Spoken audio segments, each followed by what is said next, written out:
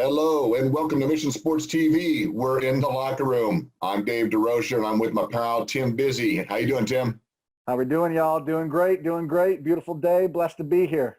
Yes, sir. Hey, so got a question for you. Yeah, we both played a little bit of football, different decades, but we spent time on the field, high school, college. You had some shots, at past college. Did you ever have that one coach that just you knew had it all figured out, that showed up to practice, had the workout plan, coached you up, but not just the football aspect, but made you feel different, made you feel better about yourself inside, encouraged you and made a difference in your life? Did you ever have somebody like that? Yes. Immediately, the coach that comes to mind is Coach Steve Mushagian, Ventura College. I'm wearing my VC shirt today. Pirate for life, Aztec for life as well, as you know. But yeah, Coach Mushagian, he was my JUCO coach at Ventura College, and JUCO is one of those transition times. So I had just bounced back from Cal Poly, and I was in this, this crossroad really, where I needed to make a decision about what I was going to do in order if I was going to take that next step up or I was going to go down. You could go one of two ways when you get to JUCO.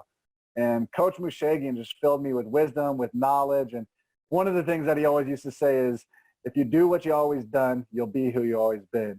And he always had these little, these little things to live by that were more than just football. It did apply to life, and it did apply to being a student and in your relationships, and it applied to everything. And when he was my coach in college in that JUCO, in that transition period, he really built me up for that next step where then I could go play on the San Diego State, and, the rest is history. But he is definitely that guy who came in and put things straight. He was going to tell you how it is, wasn't going to sugarcoat it, but was going to fill you with that love and show you that compassion and give you all the knowledge that he had gained over the years to really help you the best that he could.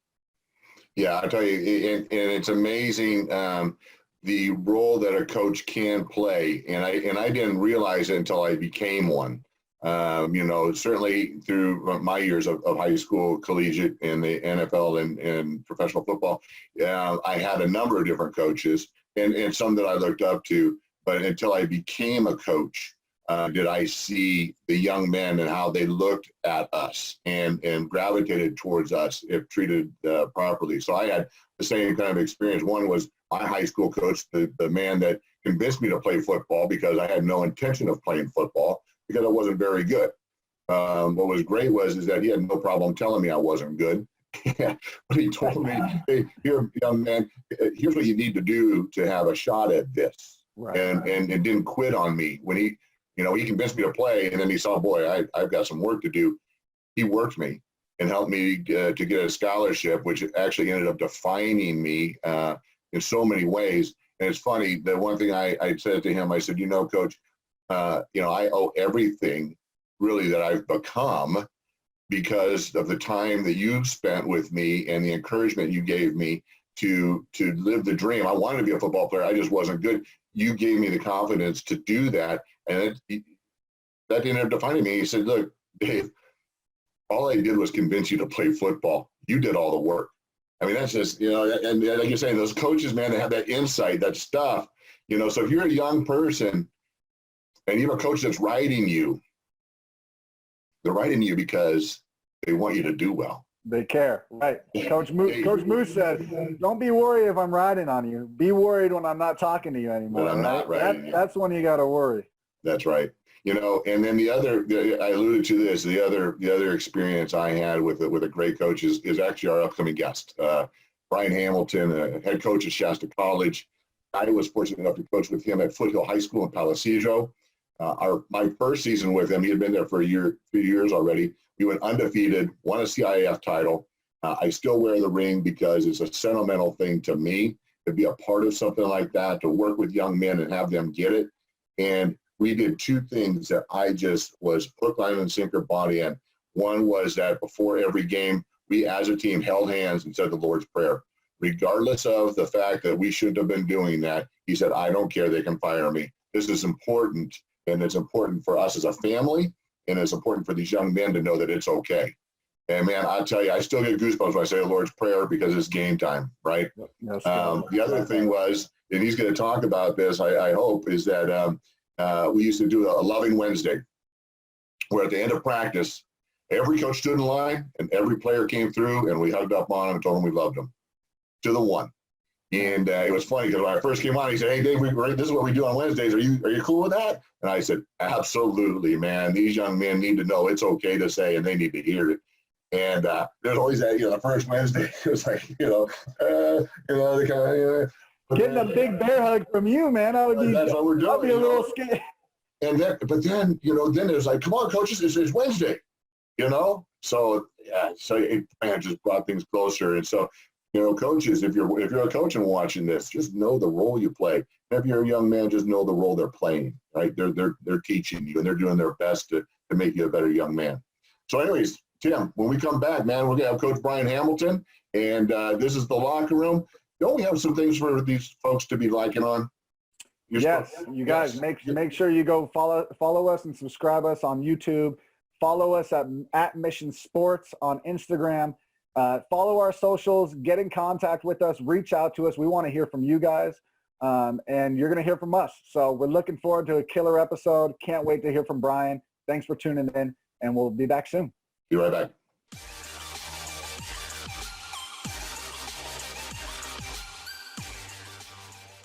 Hello, everyone. Welcome back into the locker room. We have our guest with us, Coach Bryon Hamilton from Shasta College. Hey, Tim, will you do the honors of introducing our guest?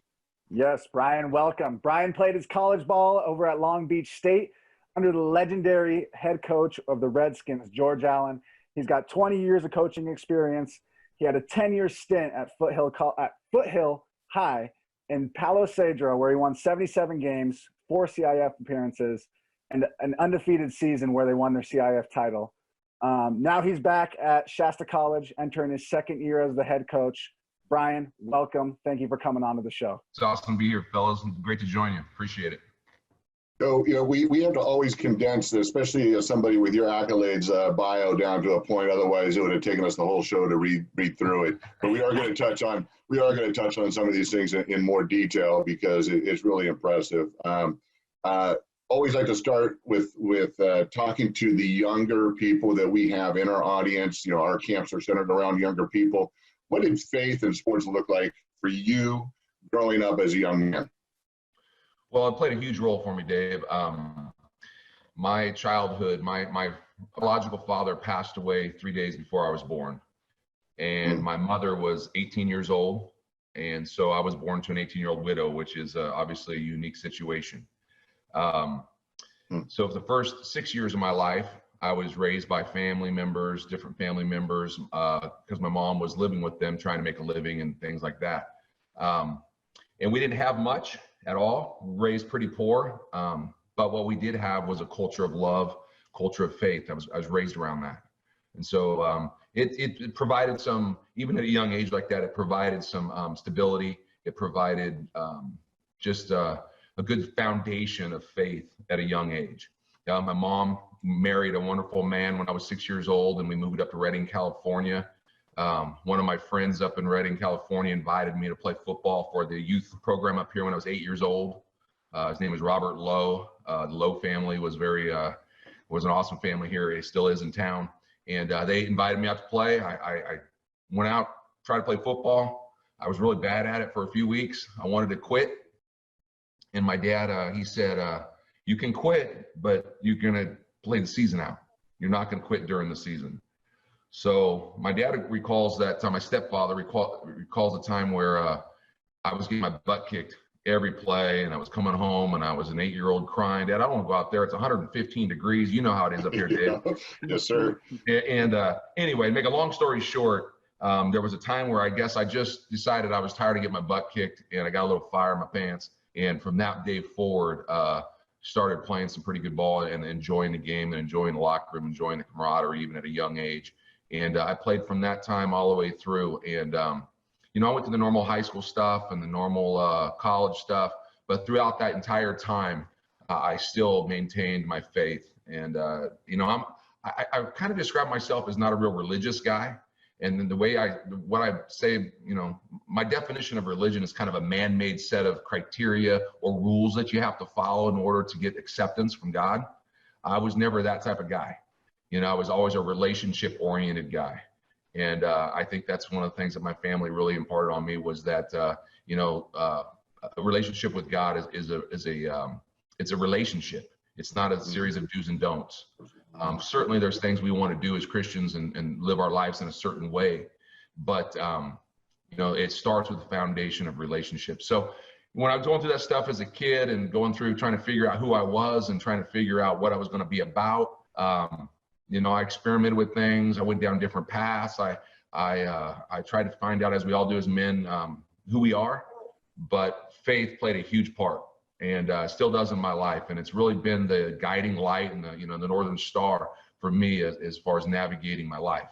And I can't imagine going through some of the things that that we all go through as people in this world, and without having that foundation, that core belief that you're here for a purpose. So my advice to any young person would be to really seek out your purpose. And I believe that when you seek out your purpose and you seek out what you're passionate about, stuff that God has placed in your heart, you're going to find a relationship with him. And when you do that, it's going to make everything make sense. It's not going to make everything easy. It's not going to make everything, we're not promised, this world's a pain machine, but it allows us to have an idea or the notion that we're here for a purpose and we're here for a role to make a difference, and that we have a future in this world and beyond this world. And to me, even at 51 years old, life's still tough. And I still, from that 8-year-old boy playing football to a 51-year-old man blessed enough to still coach football. Well, I hope we get to coach this year. We'll see. But, 51-year-old man coaching football, that journey partnered with faith has been an incredible blessing. It's been an incredible journey. And, if a kid that's, born to a 18-year-old widow with nothing can live out his dreams of being, in this great sport and live out his dreams of using this as a catalyst for relationships and friends. And so it's how I know you, Dave, is through this great sport. Yep, that's right. It's, anybody can do it. It's just a matter of matching that with your passion. When those two things marriage together and they're under the, the plan of God's plan in your life, it's a magical thing. It's pretty awesome. Very cool. Gosh, yeah. First, I want to commend you for that. Sounds like you faced adversity from early on, and just to keep that faith, and like you said, your North Star, that just guiding you in the right direction. That's really cool to hear. And on your journey, it sounds like you met some amazing people and been able to build some amazing relationships. And through that journey, you ended up at Long Beach State playing football. And you got to play under the coaching legend, George Allen. So tell us the lessons that you learned from him and playing under him and what that was like. Yeah, my journey to Long Beach State was interesting. I'm from Redding, California. Well, originally from Sacramento, but moved up here, like I said, when I was 6 years old, and then played at a high school, pretty small high school, states, and compared to some of the schools in the state. Up here, it was one of the larger schools, but ended up at Long Beach State University, and that was an interesting deal as far as coming from Redding, California to Long Beach. Just culturally, the diversity, all those things. But I love that. I grew up, like I said, I grew up in neighborhoods where my family, we really didn't see skin color or anything like that, socioeconomic. So we just, our house was open. And so, but I still learned a lot when I went to Long Beach. It's just a different way of life, different culture, different, attitudes and stuff. It was pretty cool. Larry Risebig, who was the head coach at Long Beach City College for years, he was a head coach that recruited me. After my first season at Long Beach State, he was released from his duties. And we brought in George Allen. And, George Allen came in, I believe at the time he was 71 years old. He had been out coaching for a while. And so we were all wondering who this, we had heard about him, but we were, even at my age then, he was more my dad's generation, but, he was still an old guy. And we were wondering, okay, what do we have here? But I can remember when we went into the first team meeting, walked in, things were different. First of all the coaches were in coat and tie. That had never taken place before. Secondly, all the coaches had no facial hair. That was different too. All the coaches had to shave their face, and and the players. When we sat down, we were in. When we sat down, we were in spots that we had to be in, shoulders up, backs to the chair. I mean, it was detailed. The first meeting, and George Allen walked in, and he didn't talk a lot about football. He really introduced himself, and when he introduced himself, he talked more about culture and more about what our goals would be in life as compared to just football. And from the moment that he walked in, it struck me that this guy was he understood. And this may not have been my thought process then, but it is now as a coach. But I can look back on it. He understood that the foundation of greatness starts with brotherhood. You can't have success. I don't care if you're in business. I don't care if whatever it is in life, as far as when you're working with a team, if you don't care about those people and know those people that you are shoulder to shoulder with, in the trenches with. So I learned that from the first meeting, that one is we were going to have attention to detail. Two, there was going to be high expectations and high standards. And three, we were going to get to know each other, and we were going to forge a brotherhood and a bond that would lead us to a pretty special season that first year. That was my first initial deal with George Allen. And he continued. I'll tell you a funny story. We were playing Clemson, our first game. We were flying out to play Clemson at Death Valley. What? No way. Yeah. That is... Yeah, well, first game, right? And so we get on the plane, and I'm sitting fifth row or whatever, where the tight end sat. And we're about, I don't know, ESPN's with us and things, traveling with us, because this is George Allen's first game back. And so we're about an hour into the flight maybe, and George stands up, and he's a little guy. He's not a big man, not a posing man. So he stands up, and he's just slightly higher than the seats. And he starts walking down the middle aisle, and he says, all right, guys, listen. He had this raspy voice. Listen, guys, I'm going to do something here, and we're going to do this. And I want it loud and proud. And we're like, okay, he's going to say something. So he gets out the program, our school program, and he starts going down. And he calls a name, and I wasn't first, but I'll use my name. He goes, Bryon Hamilton, raise your hand. So I raise my hand there, and he come down and he goes, all right, now everybody, you guys ready? Everybody said, what are we doing here? He goes, Bryon, he's our man. If he can't do it, nobody can. And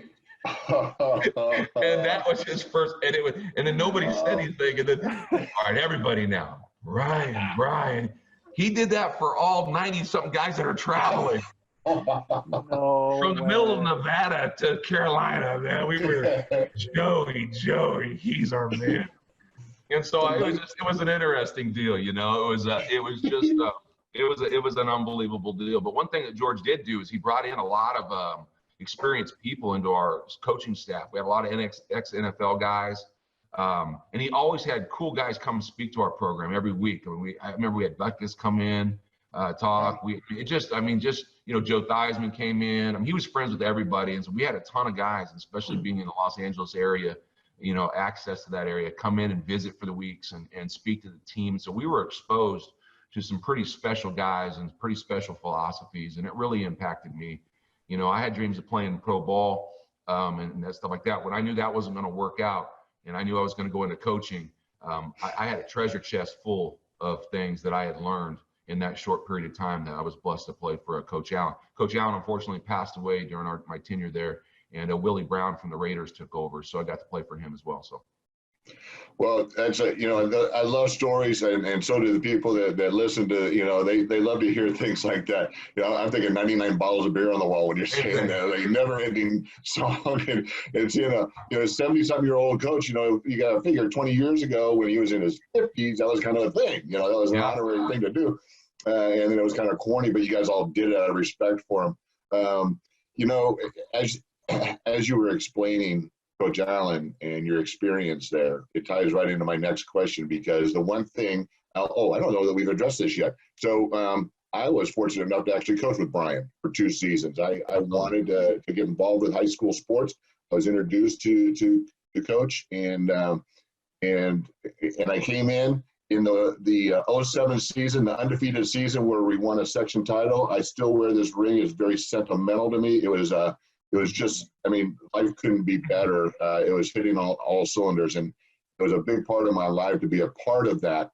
But the attention to detail, this is my question. Your attention to detail was, I walked in, I'm going, okay, hey, dude, slow down. This is high school sports. You know, I mean, the way I remember it with an 8mm, clicking film that we watched maybe once during the week, we're doing 25 hours of work. Yeah. And your attention to detail on both sides of the ball was just, to me, was amazing. And I had much respect for that. But more important, and what I really liked was, and you said this to me, you go, now, Dave, what we do after every practice is we hug the kids up and tell them that we love them. Are you okay with that? And I said, heck yeah, man. We need more of that. We need more men telling men that we love you and that it's okay. And you know what was so cool about that is, some of the kids were standoffish about it, but some kids you could tell looked forward to it because they weren't getting that at home. Absolutely. Or they weren't getting it somewhere. And they looked forward to it. And if you didn't hug them up, they said, Coach, come on, and that was cool. And the other thing that I loved was that you said, despite any, possible risk of getting in trouble, that we're saying the Lord's Prayer before every game. That gave me goosebumps when we did that, because the entire team did it in unison. And I know that even back then, gosh, 13 years ago, wow, that was, kind of a possible no-no. And today, that's what I wanted to ask. But the lead-in was, those things that you were doing then, do you still do now? Because I just found that as being a great attribute. Well, first of all, the attention to detail, I just, I feel like in coaching, there's different ways to do it, right? Belichick does it different than Saban. I mean, there's a lot of paths to success, but anybody who's successful understands time management and attention to detail. And that goes with business too. You're a businessman, Dave, and you know that if you just let things kind of go and just float down and let the current take you wherever and stuff, that's not a path to success, because you're wasting time. And then people that you're in charge of want direction. They want to know exactly what's required of them. Then they'll focus on doing it. So I spend a lot of time on that, and I'm very frustrated myself all the time with when I waste, with wasting time, especially right now. I'm going crazy right now, Dave, because I'm sitting here in my guys. I'm sitting here. This computer screen is how I run my staff meetings right now. Yeah. And I have no control over attention to detail really right now. And I don't know if the kids are working out per se. I mean, they say they are. We send them workout. So it's a tough deal. The Lord's really kind of teaching me patience and maybe just chill out a little bit. Maybe I'm extending my life a little bit, less stress, or I don't know. But anyway, attention to detail is big. But more importantly is that, and I mentioned it earlier, that brotherhood, right? That that bond. And I from the very beginning of my football experience, the things I remember, I remember some losses. There's some ones that are painful, right? But not that many. And I remember some wins. There were some ones that were exciting and special, right, especially in that season you had mentioned that we got to share together. But more importantly, I remember the friends and the things outside. What do we do, after the game, or the bus rides, or the hotel stays that were crazy, or those things are I think, honestly, if you boil it down, before you start making the millions of dollars in the pros, if you boil it down to high school and all that kind of stuff, that's why the guys do it. That's why we do it, is to be a part of something. I mean, where else can you, throw on pads, throw on a helmet, get shoulder to shoulder with a guy and do something on the football field that every other place in society would put you in jail? I mean, it's a unique thing for guys, right? And that relationship. So I always try to figure out, read and inquire from guys that were better at it than I was, how to establish that. And so one of the things we did when we were at Foothill High School was we established Loving Wednesdays. And we told the guys we loved them and stuff, and especially on Wednesdays. Wednesdays we lined up and the guys hugged and they told every coach they loved them, and we told them that we loved them back. And like you had referenced, Dave, one of the things is that a lot of those guys had never heard that from a guy. They'd never heard that from a man. Their fathers had never said that. I'm sure their fathers, the ones that were fortunate enough to have them, loved them, but to articulate that, some people just didn't grow up in that environment. And so at first there was some that were standoffish, but by the time we got a few weeks into it, the kids were holding us accountable if we forgot. And they were coming to us, hey coach, I didn't get a hug today. And that's unbelievably special. I can remember coming home after those practices and thinking, man, this is something unique and something different than I've ever been involved with. And it showed, before we started those, Dave, those those loving Wednesdays and that loving guys up and stuff like that. We were a pretty average football team. We were winning half our games and, you know, everything. The minute we put that as part of our philosophy, installed that as part of our philosophy, we went 23-1 over the next 24. And yeah, we had some talented guys and stuff too, but there's no way that wasn't a huge part of it. Right. Yeah, we got a set of twins, huh? Yeah. Speed. You know, speed. Go ahead. Sorry. I was going to say. That was a special time in our lives. And in college, we have too many guys. We have over 100 guys on the field. So, but we pride ourselves on relationship building at the JUCO level. And it's hard because JUCO's migratory. You know, guys come in, they're gone, and they don't have that buy-in sometimes. But we really work hard on it. It's our philosophy, and I think it really is our secret sauce of success. You know, we start off like I come out of a 2-8 season. In my first year, we go 5-0, and then 7-3 in the regular season. And I think the big key thing was that our coaching staff and our players really had a great bond. I love that because, you know, in the sport of football, we develop this physical and mental toughness constantly. And what you're talking about, you're developing that bond and you're working on the heart. And absolutely, when you share that love with someone, it becomes more than a teammate or a coach. It becomes family, and family you would do anything for, you know. And you really care about your family member more than you care about yourself. And when that happens, that's when the magic happens. So, absolutely, implementing that into that culture and that bond that you talk about, you know, it's powerful and it's just great to hear. And I wish there was more of it. And we need to be doing more of that. So. Commend you for that. That's very cool. And it's the reason I'm in this game, to be honest with you, is the relationships. I love my staff. We hang out. You know, we have our little rituals we do, and we're missing each other right now. We've been sneaking off every Friday and kind of meeting someplace so we can say hi to each other and everything, you know. And I miss the guys, you know. I miss the players. I miss that. And there's no other place. For me, this is my life. There's no other place I get that. You know, that feeling of being a part of something special than when I'm in a locker room or I'm pregame or I'm in the weight room and I'm seeing the guys get their maxes and 40 guys circled around one guy encouraging him to get 5 more pounds on the bench. I mean, those are just, I mean, you know, you can't buy that. You can't, there's no place to get that. That's a drug that is very intoxicating. And I know that's what makes me go. Yep. Well, Coach, going into the next question, it kind of rolls right off of everything that we're talking about. You're back at Shasta College. Shasta, sorry, I wanted to say Hancock for some reason. I'm a JUCO guy too, so I played at Ventura College. So you're back at Shasta College. Yeah. You have one of the top offenses in California every single season. You got these guys who are in these transition years. For, you know, a lot of people don't understand JUCO ball, and really, you know, a lot of these guys didn't make it in high school. They may have gone off to a bigger program and bounced back, and they're in this critical point in their life, right, where it can go one of two ways. And they really look to their head coach, you know, for that guidance. So talk to me about some of the challenges these guys are going through, how you're helping these guys overcome these challenges and really level up and take that next step to either a 4-year program or that next step in life.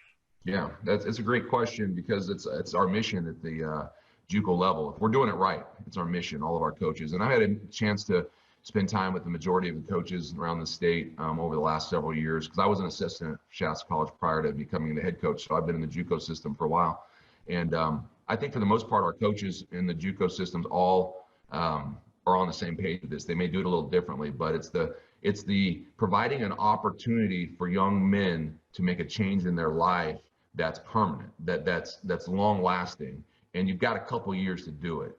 And I love this level for a lot of reasons. It's kind of like high school in the sense of the players they're not on scholarship. They're doing it for the love of the game. You're representing a community, not on a huge scale, like, you know, where it gets to be more of a business, but more intimate. And you're still dealing with a great athlete. The level of junior college football players now is just with the way the NCAA has upped the requirements to get in, and obviously the population growing and the number of programs aren't growing. So, you know, some of those really top athletes ended up finding themselves at junior college. So the level of play is amazing, but you're still getting to coach a really elite athlete. And so it's a great level. But I think for us at the junior college level, I know at Shasta College, my mission when I first came in was we needed to create a family atmosphere where these people who probably, a lot of them, the players that we get, not probably, I know this for a fact, the players that we get, a lot of these guys have very little structure and support in their life. Structure is huge. You know, they're able to just, you know, they come from environments where there is no structure, you know, time they get up, what's required of them, jobs, all these things. They don't have that. They don't have the parental guidance. And so they're just out there and, you know, raising themselves and things. And so when they get to Shasta College or these other JUCO programs that do it right, the first thing we try to do is provide structure and accountability through, you know, we got to be stern about it, but by the same token, have some grace, understand that it's not going to be an overnight deal. It's a process, but also provide a structure that's realistic. You know, obviously, these guys are not on scholarship. Some of them are working. They're trying to go to school. They're learning to live, you know, away from home from the first time. So you got to be realistic about your goals, but provide some structure. And then secondly, provide an attainable goal. You got to have some goals. I mean, you got to, and not just, we want to win football games. Honestly, we don't talk a lot about winning football games. I think it's a byproduct of all the little things we do. So I tell our guys that we're not going to talk about winning, going 10-0. Yeah, we all want to win every single football game, but we're going to focus on the little things, then do those things right, and then the big things will happen. So we get attainable goals and things that are, you know, reachable for these guys. We hold them accountable, provide support, and then we wrap it with a big thing of love. And when we get all that right, a lot of the guys respond in a positive way. We don't save everybody. They just, you know, some guys, it's not the environment for them. They don't like getting up in the morning and working. And no matter how much you poke and prod and hug and drag, they're going to resist. And then I always tell those guys, hey, there's other programs maybe for you, other avenues for you. But the guys that come through our program and do it right, it's amazing to see the transformation. Last season, we played San Francisco City College in a bowl game, and we traveled over 90 football players to that football game. And you know how JUCO works. You can, in a big program, a good program, you start out with 100 and you end with 40. Right. Because the guys that aren't starting and aren't playing, they don't want to stick around. They're not on scholarship. They're getting the heck out of there. So for us to finish the season with over 90 guys kind of is a testament to the environment and the culture and the brotherhood that they were in, that they would be willing to, you know, obviously we're starting 22. We're not starting, 90. So the majority of guys not playing a lot of it, still part of our football team. Game 11 was pretty amazing. So, those are some of the little things. I mean, we could talk for hours, and I'd love to come back on sometime and talk about it. But there's, for me, you got to have, again, you just got to structure, got to have goals, you got to have love, you got to have support, and everybody's going to be on the same page, pull the rope in the same direction, and some good things will happen. Hey, Coach, I appreciate you coming on and helping us out and bringing your wisdom. I want to say this to anybody that's watching this, that's considering, continuing their football career and the junior college route's the way to go. There's a lot of junior colleges in the state of California. I think we're greater than any other state by far. I will say this as an endorsement to you and what I have experienced firsthand by being on your staff is that any young man that comes under your tutelage is going to get the best coaching, the attention to detail, all the things that you've taught, you walk. And that is, you're going to get the opportunity, you're going to get loved on, you're going to be a part of something. You're not going to feel alone, you're not going to feel abandoned, but you're going to be tested and you're going to be given the tools to succeed. So that's about as much of an endorsement as I can give, because you check all the boxes, my friend. You do a great job, and we've shared the field a couple of times. We did a coaching, and then when we didn't know each other, when I was at San Diego State and you were at Long Beach State, we were both on offense. So we were doing our own things, but those were good days. It's great to share the screen with you now, and I look forward to seeing you again sometime soon. Give us one quick Coach Hamilton-ism, and we'll let you go. Well, I'll give you two. In life, you got to make sure that your purpose and your passion match up. When you find your purpose and you match it up with your passion, I always tell our guys, then you're not going to work a day in your life. If you find a job that you're passionate about and you're fulfilling your purpose, you're going to go and do your thing, and then they're going to send you a check at the end of the week or the month or whatever, and it's going to be amazing. And I feel blessed by that. That's, you know, and then the secondly is, you know, and I know I'm not trying to be cliche here, but keep your priorities right, man. Keep God number one in your life. Understand that no matter what happens, that there's people that love you, people that'll support you. And life is a crazy pain machine sometimes, but there's light at the end of the tunnel, especially going through what stuff we're going through right now. I know a lot of young men out there don't know if they're going to play next year, don't know if there's going to be a season, don't know, you know, they planned on coming to Shasta College or these other schools, and maybe that, you know, our dorm shut down, for example, where are they going to live? There's a lot of turmoil right now, but when you have your faith and you're grounded and you have support, you know that things are going to work out for the good, and just keep your head up and keep moving forward, because you know, you keep working, you keep trying to achieve, and you keep every day getting up with a purpose, good things will happen for you. But we're all blessed to be in this. I appreciate you guys.